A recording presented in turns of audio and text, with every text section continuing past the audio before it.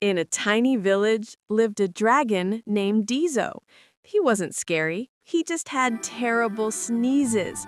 Whenever he sneezed, poof, little sparks flew out and toasted everyone's bread. The villagers loved it because they never needed a toaster.